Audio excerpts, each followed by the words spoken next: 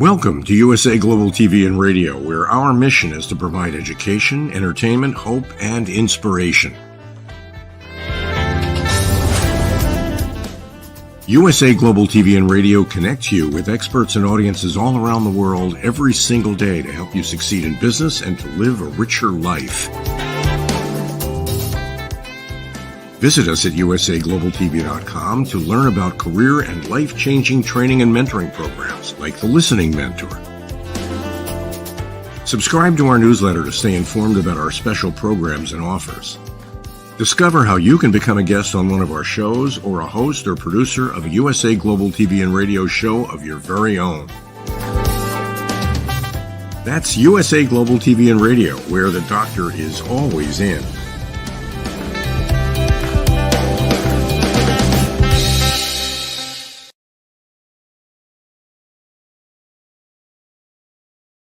Hello and welcome to USA Global TV and Radio. Good morning, good afternoon and good evening to all of our viewers all over the world, and a very special and warm welcome to our viewers on E360 TV. A very, very warm welcome to our new viewers to this channel. My name is Caroline Heward and I'm known as the Harley Street Stress Expert. Our show today is Talking Heads, and I'm an expert presenter in today's topic, which is handling conflict effectively in relationships. Let's begin.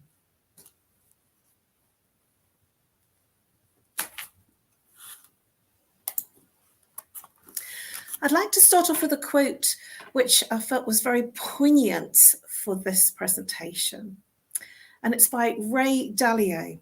He says, "Ironically, people who suppress the mini confrontations for fear of conflict tend to have huge conflicts later, which can lead to separation precisely because they let minor problems fester.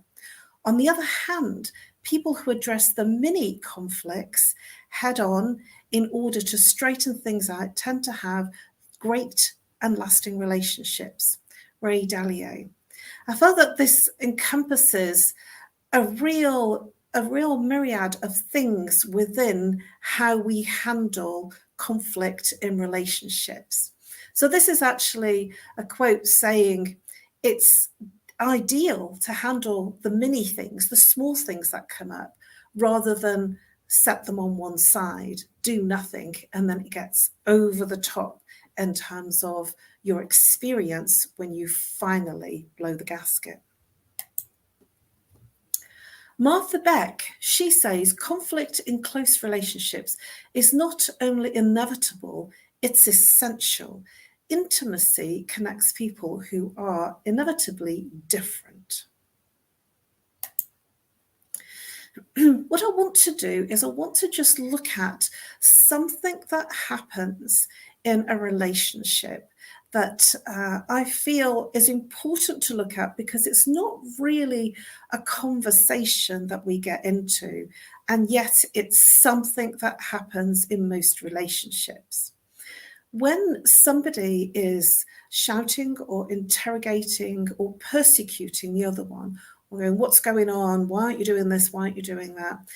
That aggressive questioning and that aggressive nature of making the other person wrong in a relationship will create, as far as the control dramas are concerned within a relationship, somebody who shuts down, somebody who stops communicating physically, emotionally, and behaviourally.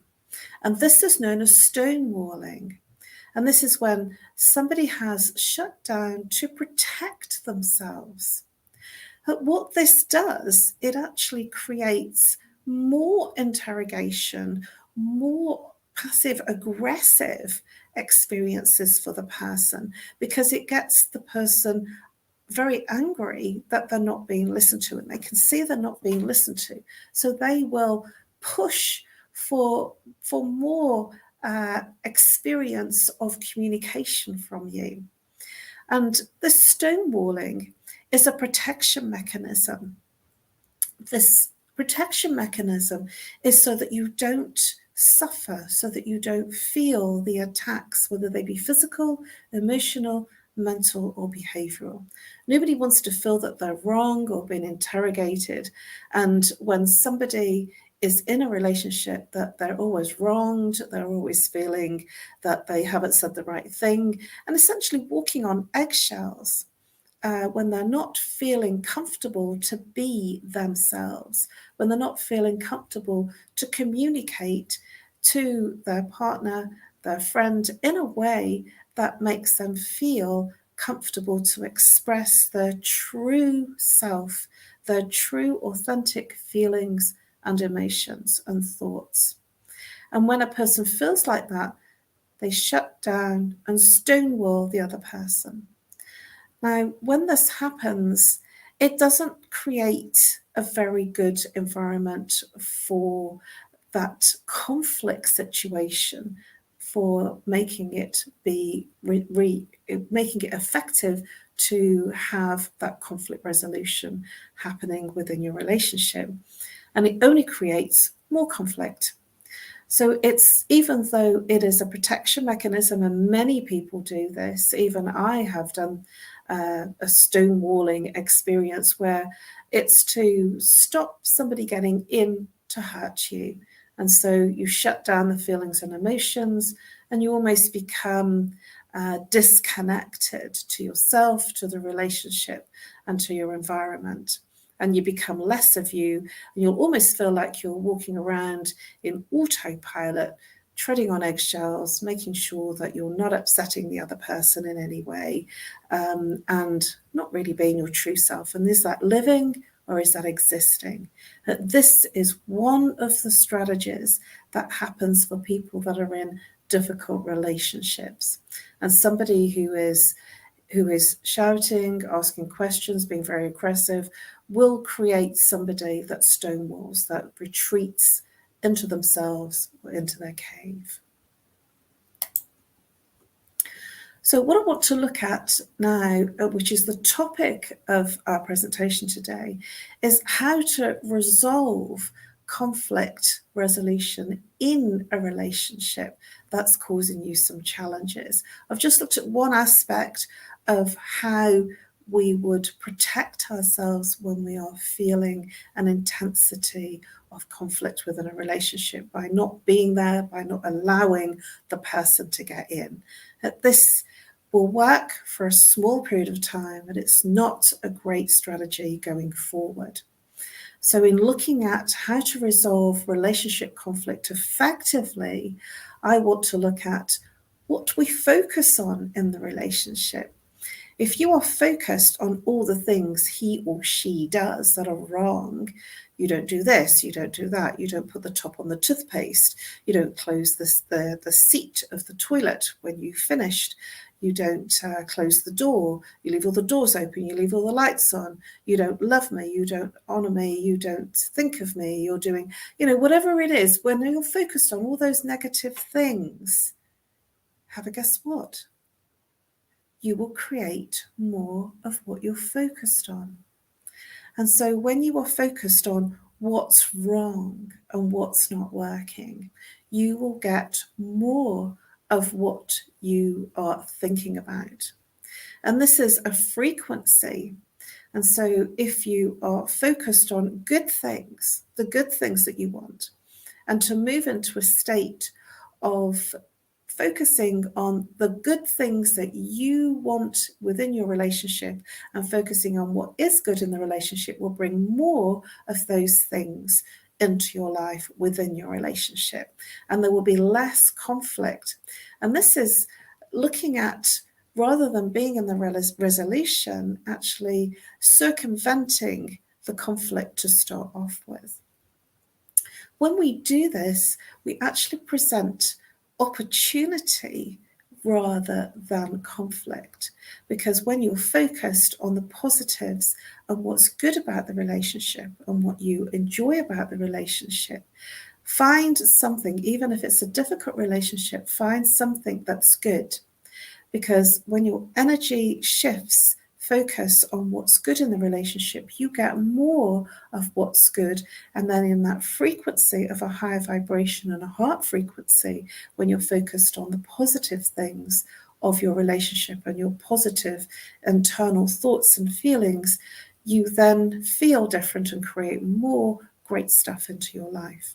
And the opportunities will present themselves in ways that are unbelievable because you are focused on the good things. When you're communicating in your relationship, especially if you are in a state of conflict, that it is important to focus on what's not working, then what you're, and rather than blaming and shaming, being congruent with what's not working for you in this situation. Rather than blaming and shaming the other person, looking at the situation that's not working. Because if you're saying you did this, you did that, you did the other, then you will limit the other person from being able to feel comfortable to come back, because that's a blame strategy. And all that does, that blame and shame, creates another blame and shame conversation back to you.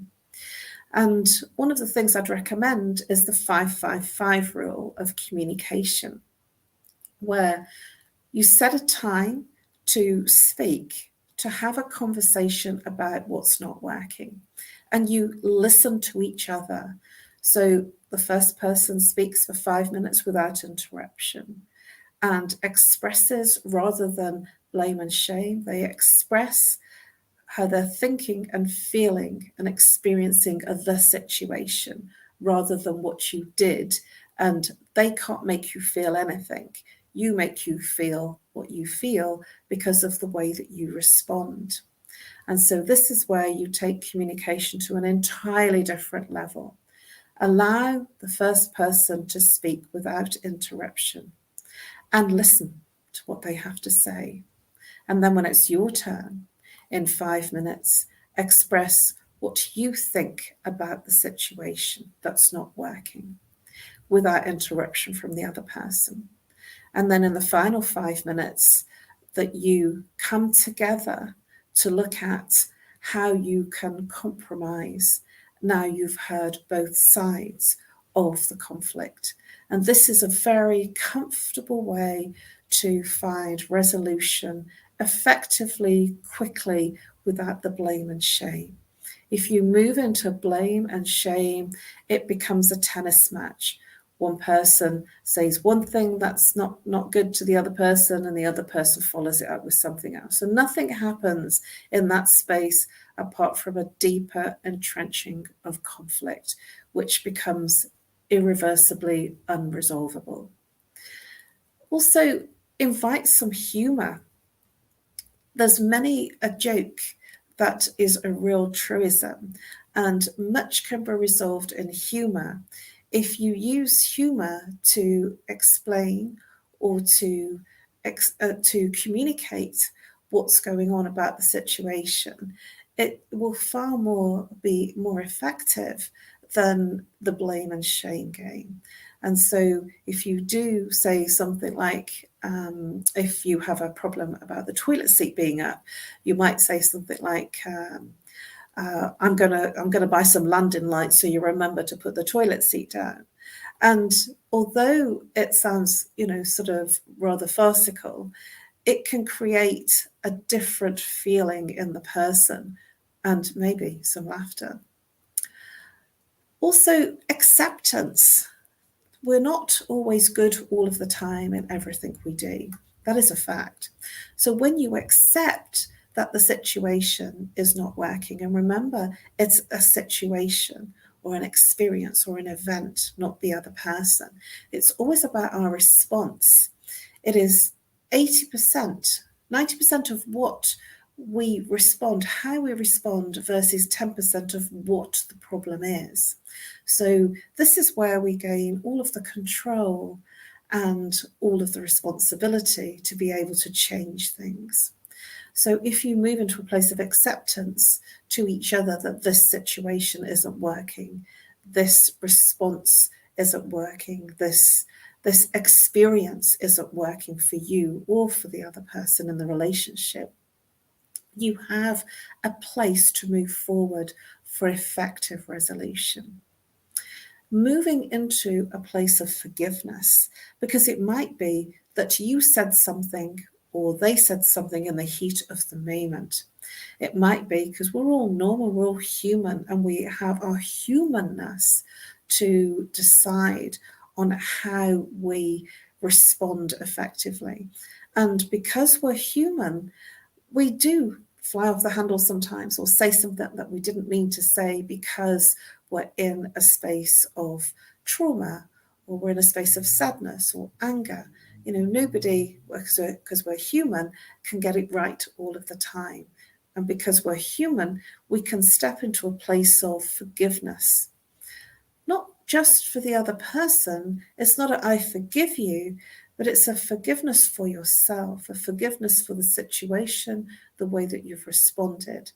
And when you step into a place of forgiveness, true forgiveness for yourself, this creates the path to absolute inner peacefulness and inner compassion. And when you have inner compassion and inner peace, that translates into your external world. Whatever your experience internally, whatever is below, will be experienced externally above. And so if you're experiencing forgiveness and compassion for yourself, for the way that you responded, for the way that the other person did, you're actually giving yourself more of that experience. And it's to generate a peaceful and a movement internally of compassion. When you move into a place of internal compassion and peace, then your world becomes peaceful and there is no conflict that can enter. And when you forgive yourself unconditionally, if you add conditions on, I will forgive you if you do this, and I will forgive you if you do that, that is not forgiveness, that's with conditions. We're human. We are here having a human experience and having a human experience of emotions and feelings. And it is important to accept that mistakes can be made. We are sensorily emotional. That's why we're here, to experience life from the senses. And if we give ourselves the opportunity to experience without condition and have this beautiful forgiveness ritual, it moves us into a state of gratitude. It moves our heart and our vibration into the ultimate state of gratitude. And when we are in a mindset and a heart space of gratitude, more of what we are grateful for comes in. More of what we think that's positive comes into our life. It's quite extraordinary and it's very magical. Remember, what you focus on creates into your world, into your thoughts, into your family, into your relationships, and into your own whole beingness. So I invite you to feed your body with beautiful thoughts, with an openness to resolve anything that is disturbing your peace internally. And when you resolve your own inner peace, your own conflict that's internal, your external world will reflect that. And if you are expecting somebody to rise to the bait and say something very negative, have a guess what? That's what's going to happen. So my invitation to you, and it is simply that, it's an invitation. Focus on the outcomes and the experiences that you desire to experience, and then your world will feel less confrontational and you will find a place of inner peace. Touch is an extraordinary space to move into when you are moving into effective conflict resolution. A hug, a kiss on the cheek, a meaningful hug. And a meaningful hug is when you hug heart to heart, and it's left to left. We tend to, if we're right-handed, hug from right to left, right to right. And when we are in an effective place of heart space, when you hug the other person, left to left, heart to heart, something very magical happens, and you will feel different. They will feel different. And rather than tapping them on the back, just hold and breathe into that hug, and you will feel different, and conflict melts. This is a beautiful quote by Mahatma Gandhi, and I feel that this quote sums up what this presentation's been about, if that's what you think it is. Keep your thoughts positive, because your thoughts become your words. Keep your words positive, because your words become your behaviours. Keep your behaviours positive, because your behaviours become your habits. Keep your habits positive, because your behaviours become your habits. Keep your habits positive, because your habits become your values. Keep your values positive, because your values become your destiny. Keep your thoughts positive, because your thoughts become your words. Have you ever thought something and then it's come out, and then you've kind of said to yourself internally, did I really say that? Did I actually say those words?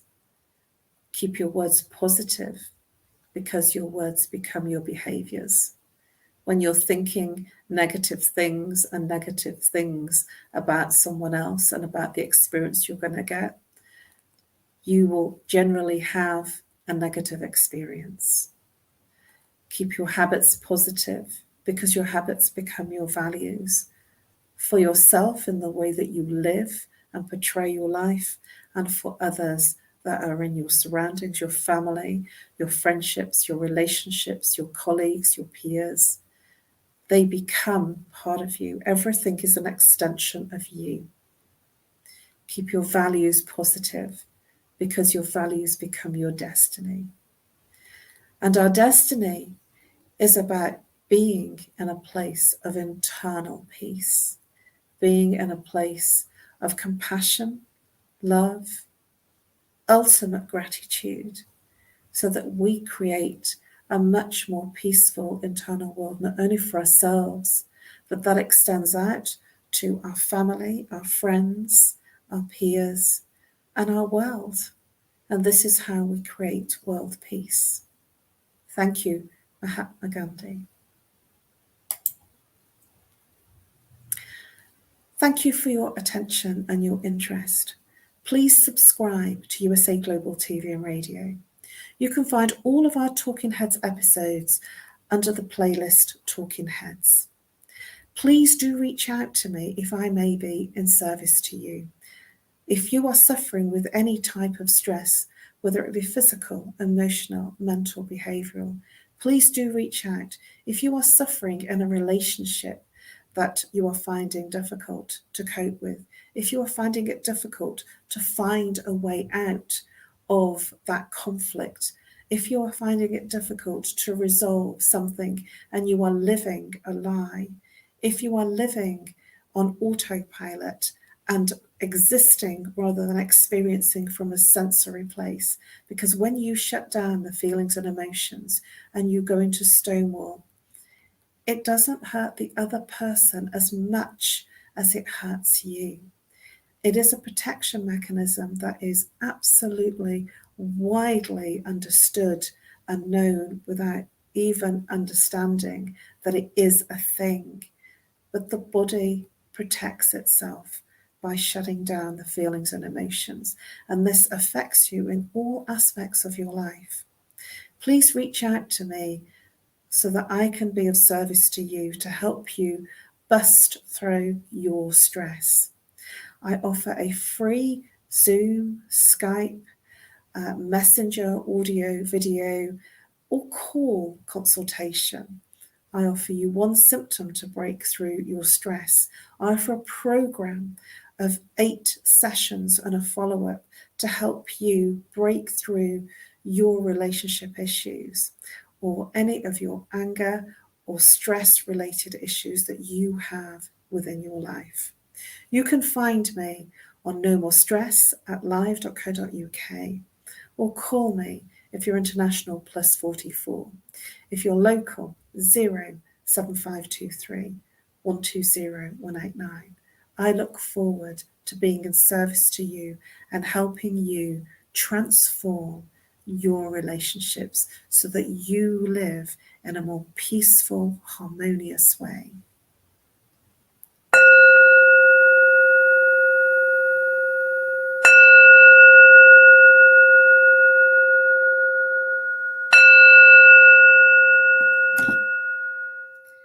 Namaste.